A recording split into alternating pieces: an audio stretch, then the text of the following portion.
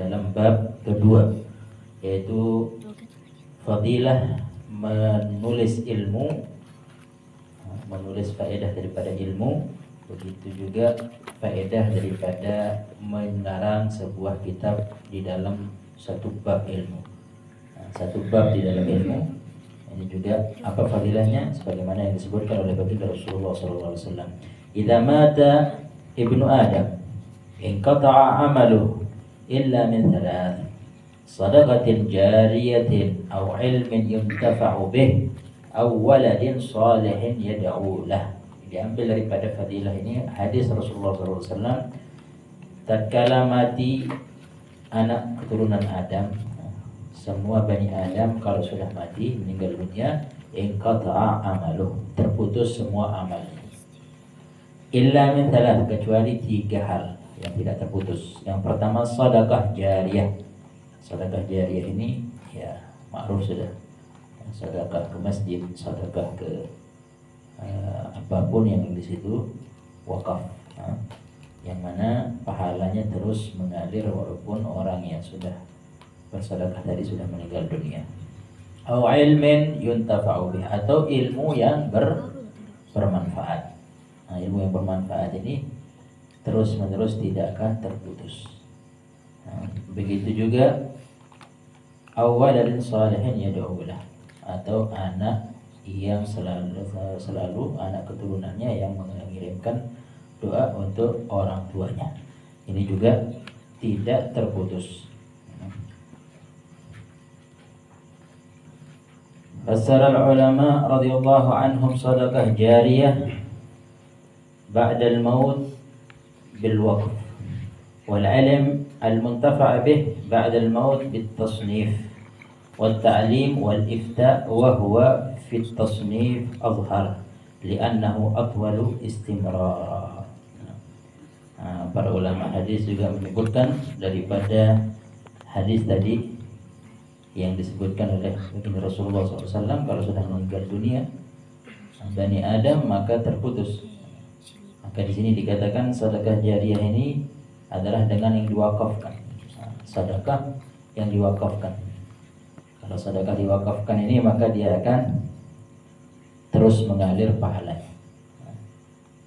Termasuk sedekah jariyah dikatakan bukan hanya masjid, wakaf atau apapun yang di situ wakaf untuk ilmu juga akan terus mengalir. Bahkan sepakat kebanyakan fuqaha mengatakan di zaman sekarang ini, khususnya ulama kita di Hadramaut, lebih afdal mewakafkan tempat untuk belajar ilmu daripada ke masjid. Lebih besar pahalanya. Sepakat banyak ulama. Mana lebih baik, mewakafkan sesuatu untuk masjid, tanah untuk masjid, atau untuk madrasah? Ulama kita di Hadramaut di zaman ini sekarang kebanyakan mereka mengatakan lebih besar pahalanya mewakafkan untuk tempat ilmu. Karena apa? Masjid sebenarnya enggak. Kayak di Nabi Hud itu ada masjid Sayyidina Umar Muhdar, tapi tidak ada bangunannya. Masjid diwakafkan sama Sayyidina Umar Muhdar bin Abdurrahman As-Segar, maka dijulukin namanya Hasan Muhdar. Biasanya orang-orang ziarah, insyaallah semua kita bisa diberi kesempatan ziarah Nabi Hud. Para aslaf kita dari zaman Faqih Muqaddam berziarah di bulan Syaban, bentar lagi minggu depan sudah musim ziarah. Di situ ada Hasan Muhdar. Setelah mereka mandi di di sungai Nabi Hud, sholat duha. Sholat duhanya di mana? Hasan Muhdar. Nah, itu masjid, wakaf masjid sama Sayyidina Umar Muhdar. Tapi tidak ada bangunannya, batu-batuan saja. Nah, cuma sah di situ i'tikaf, sah di situ tahiyatul masjid karena wakafnya masjid. Nah, maka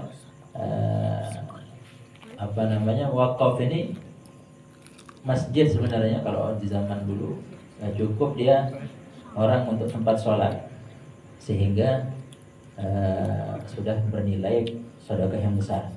Wakaf masjid pahalanya besar walaupun kecil. Akan tapi untuk madrasah ini lebih besar lagi katanya untuk zaman sekarang. Kenapa? Karena siapa yang mau isi masjid kalau dia tidak ada orang alimnya, kalau tidak ada dari madrasah. Kalau dulu memang madrasah semua madrasahnya asal kita Semua belajarnya halakohnya di masjid. Wakaf masjid sama wakaf untuk adik jadi satu. Jadi sekarang pondok pesantren tidak bisa dalam masjid. Sehingga diambil pondok foto ini. Sebagian mereka mengatakan kalau masjid rumahnya Allah, kalau pondok itu rumahnya baginda Rasulullah SAW. Maka di zaman ini lebih senang Rasulullah dibangunkan pondok-pondok pesantren. Sedekah jariah juga dikatakan situ.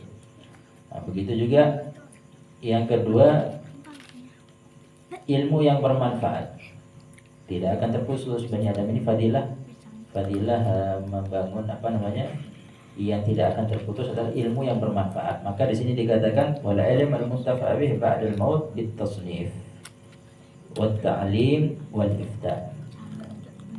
Jadi yang tidak akan terputus adalah ilmu yang bermanfaat. Apa ilmu yang bermanfaat? Kalau orang sudah meninggal, amalnya semua terputus, sedekah jariah tadi mengalir. Yang kedua, ilmu yang bermanfaat. Nah, ilmu bermanfaat ini tatkala dia mengajarkan ke suatu orang, terus dia bisa amalkan, terus itu mengalir.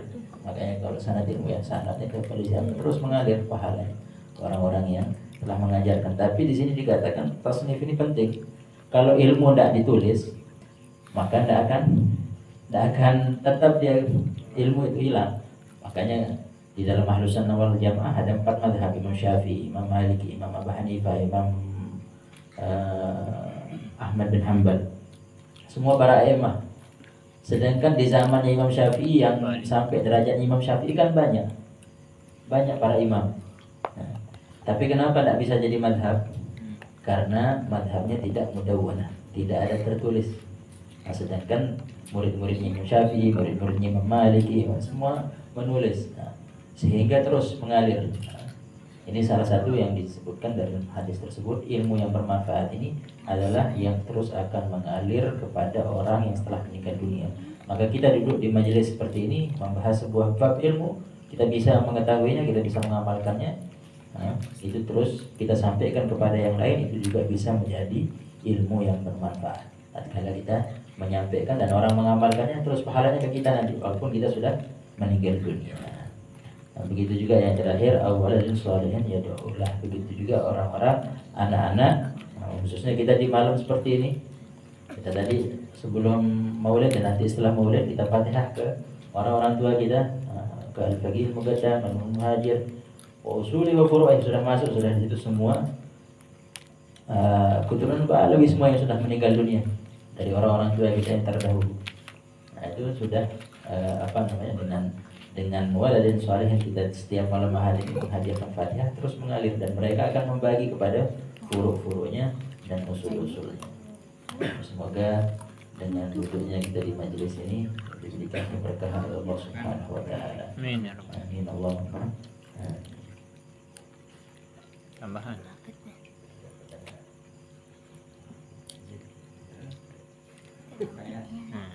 Tambahan. Pertanyaan itu tambahan? Pertanyaan. Oh, pertanyaan.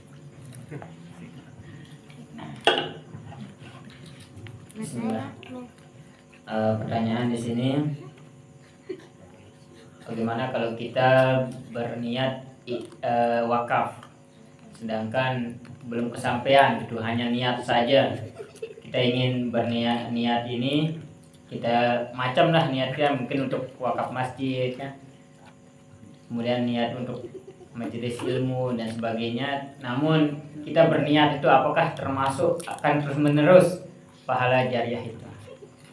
Syukran.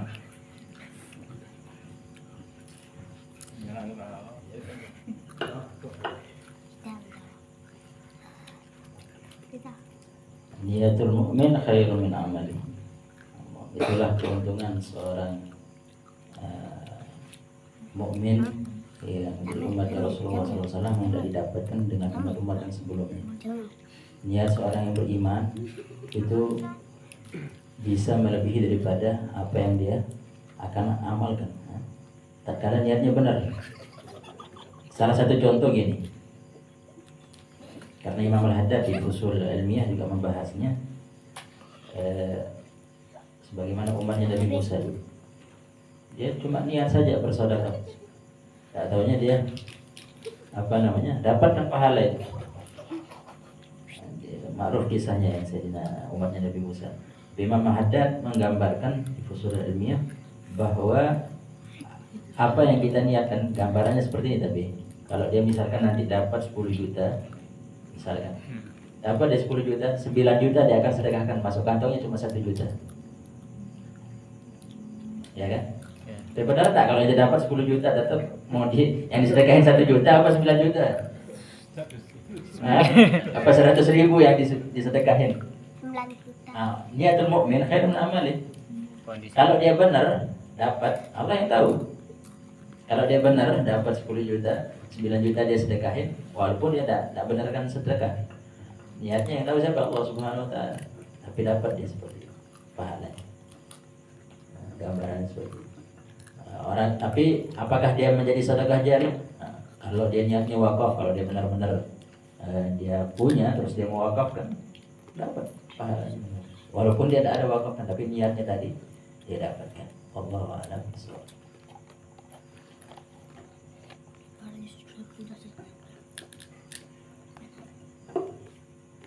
Bismillahirrahmanirrahim. Assalamualaikum warahmatullahi wabarakatuh. Izin bertanya terkait dengan pendapat sebagian orang terhadap pahala yang beberapa sebagian orang menyatakan bahwa pahala kepada orang yang sudah meninggal tidaklah sampai, ya, kecuali mungkin yang tadi disebutkan anak, ya kan, walidi atau anak yang mendoakan orang tua, tapi selain itu tidaklah sampai. Nah, bagaimana hukumnya? Apakah dia sampai atau tidak? Kita perlu penjelasan terhadap beberapa statement dari orang-orang yang menyatakan atau paham-pahamlah ya, yang menyatakan bahwa pahala yang dikirim kepada orang yang sudah meninggal itu tidak sampai. Paham baik. Nah, ini hadis diriwayatkan oleh Imam Muslim. Hadis yang tadi riwayatnya dari Imam Muslim.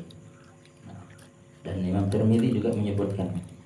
Begitu juga yang perawinya adalah diriwayatkan oleh Sayyidina Abu Hurairah. Jadi di sini memang ada, kita dengar daripada sebagian syuyukh, kalau orang tuanya itu meninggalnya su'ul khatimah, dia tidak nyampe. Walaupun dari anaknya meninggalnya su'ul khatimah,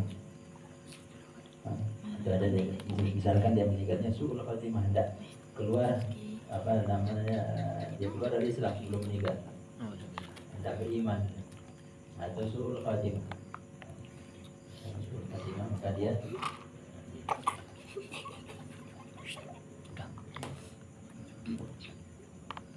tidak nyampe, pahalanya. Dan di sini awalan solehin, anak yang soleh. Kalau anak yang tidak soleh nyampe apa enggak? Ada yang tahu? Anaknya tidak soleh. Di sini dikatakan, kita pernah dengar dari Syekh Habib Al-Masyhur mengatakan, kenapa orang berziarah ke kubur? Kuntu nahitukum an ziaratul kubur. Katanya Rasulullah SAW, Rasulullah dari anjurkan ziarah kubur ke orang tua gini. Maksudnya adalah tatkala seseorang itu di depan kubur, makanya di dalam adab kubur itu kita dianjurkan tidak pakai alas kaki. Kalau sudah di depan kubur jarak kurang lebih ya, tidak jauh daripada kuburnya itu lebih daripada 2 meter, paling tidak 1 meter. Nah, kalau dia 1 meter dari arah kubur itu, makanya setiap mau ziarah jangan jauh dari, lebih dari 2 meter, 3 meter. Maka kayak apa namanya, dia ibaratkan fuqaha itu seterah tempat tiang untuk sholat itu. Kalau lebih dari 2 meter tak sunnah dia. Kenapa gambarkan seperti itu? Katanya kita dengar dari Habib Masyhur, dan ada ziarah kubur di situ, di dalam bab ada ziarah kubur dianjurkan kita dekat, jangan jauh. Karena kalau kita baca Al-Quran, walaupun kita tidak bilang kita hadiahkan bacaan Al-Quran kita misalkan, dia tetap sampai. Dia tetap sampai. Kalau dia jauh, makanya dibilang kalau misalkan dalam tahlil atau apa, Allahumma ja'al wa awsil thawaba. Baru dibilang nanti sama garana min surat al-fatihah wa apa yang dibaca itu dikirim. Dikirim hadiatan wasilah. Nah, tapi kalau dia di depan kubur tidak harus dia bilang seperti itu, karena pasti dia nyampe. Pernah ada kisah satu orang meninggal dunia. Ada satu orang yang temannya ini memang dia tidak suka. Begitu dia dengar kabarnya meninggal, senang dia, alhamdulillah, sujud syukur deh. Musuhnya meninggal. Setelah bubar orang diziarahin kuburnya. Datang dari kuburan, dia bacakan ayat Al-Quran. Khuduhu fagulluh, Numal jahim fasalluh. Apa lagi? Silsilatin darwa. Itu terus dikira supaya diadab. Ayat itu ayat tentang adab. Sampai gitu dia bencinya sama orang yang dikubur. Tapi ini yang dikubur dapat ya, malamnya pulang ya. Mimpi dia temannya yang meninggal tadi, alhamdulillah jazakallah khair, dibacakan ayat Al-Quran ya. Setelah dibaca ayat Al-Quran, Allah angkat adab kubur ya. Karena bacaan Al-Qurannya sampai ke dia. Nyampe ke dia walaupun orang yang benci. Jadi intinya di sini tiga sesuatu yang tidak terputus. Tiga sesuatu ini tidak terputus, termasuk walaupun soal ini tadi. Yang penting syaratnya pertama benar-benar dia hadiahkan untuk orang tuanya kalau dia jauh kuburnya. Tapi kalau dia walaupun soalnya dia datang ke kubur, jadi pasti dia salah satu juga akan menyenangkan orang tua tatkala dia sudah meninggal dunia, dia silaturahim kepada kerabat orang tuanya. Itu juga termasuk awal dan soalnya doa. Doa itu bukan hanya dengan doa, katanya para ulama sebelumnya. Semua diambil dari sebuah riwayat hadis juga. Apa di situ dikatakan menyambung silaturahim kepada kerabat orang tua yang telah meninggal, itu juga pahalanya besar, nyampe ke orang tua. Ada riwayat. Sehingga ini semua akan nyampe dengan syarat tadi, kalau dia walad yang soleh dan orang tuanya tidak meninggal dalam keadaan suhud. Allah a'lam. Bertanya.